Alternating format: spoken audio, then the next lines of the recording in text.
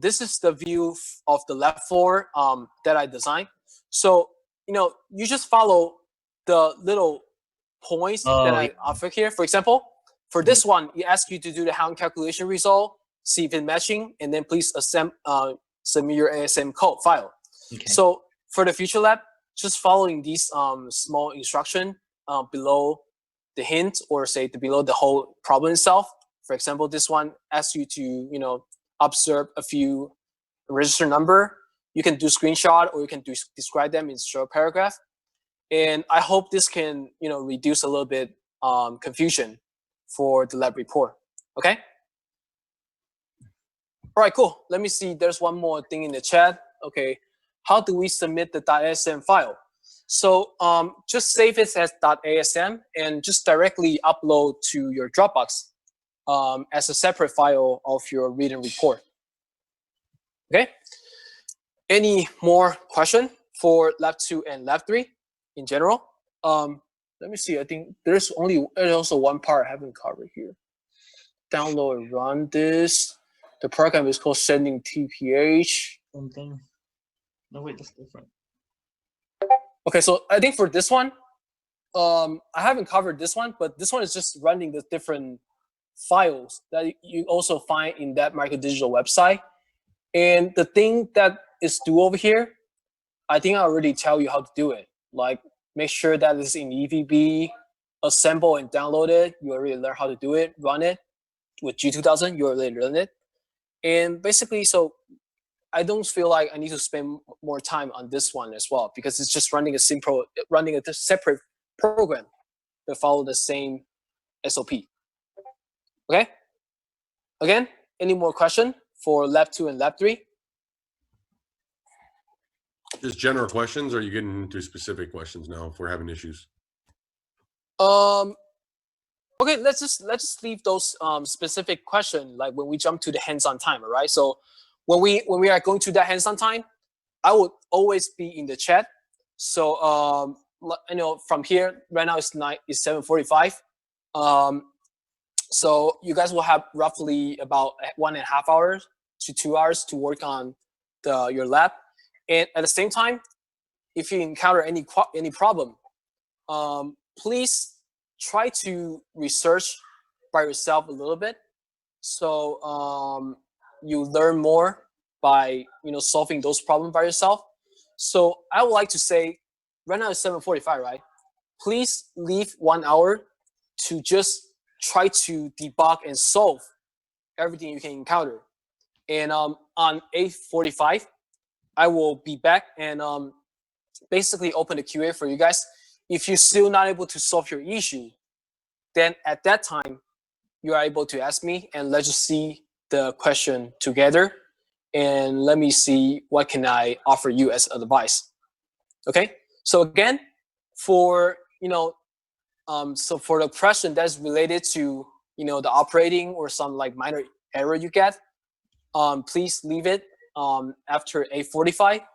And I would like to see the question that is more like anything that's not clear for you guys in terms of what you want to do, what you have to do in the following 1 or 2 hours. Okay, just like what do I describe that is like ambiguous? What is a term that you still not understand properly? Those kind of questions. Okay. Sounds good. Okay, so if not, let's just work on the 2 left right now.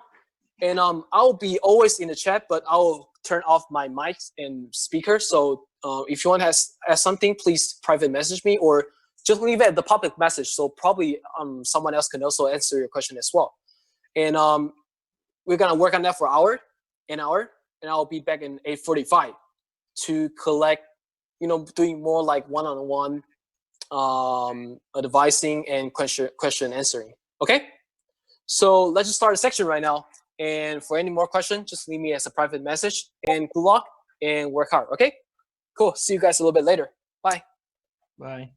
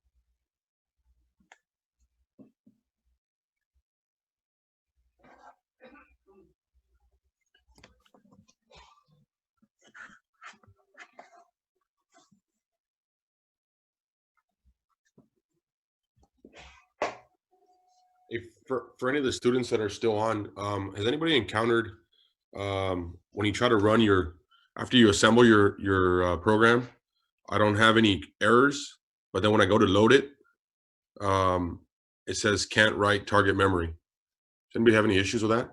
Where you don't have any errors within the program itself, but then after the fact Okay. you have an issue? Okay, for that one, I can answer you.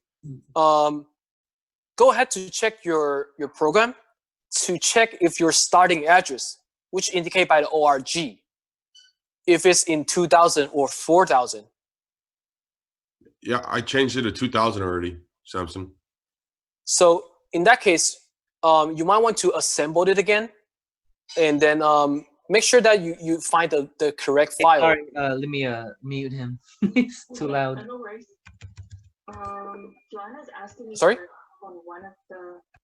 Okay, so yeah, so just make sure that you wasn't have. me, that was somebody else. Okay, so just make sure that all the address you use, all the address that is involved is within the available range. In this case, because if you, I think the available data range for this processor as a default is like from 1000 to 3FFF. So if you accidentally put it 4000, you'll be out of the range and you will say cannot write target memory. So please go ahead to review your code again. So what is the piece of code we're talking over here? This is a toggle LED one. The one, just the copy pasted one, the one the Okay. toggle. Okay, so in that case, I want you to maybe save it as a different name, just in case that you probably not confusing the S19 file with some of your previous program. Assemble it again, and then on your simulator, pick the S19 file that is with the new name. So you make sure that it is it, okay? Okay. All right, let try to me do give it a that, shot. and I'll see you guys. Yeah, try to do that, and I'll Thank see you you. guys in 8:45. Appreciate it.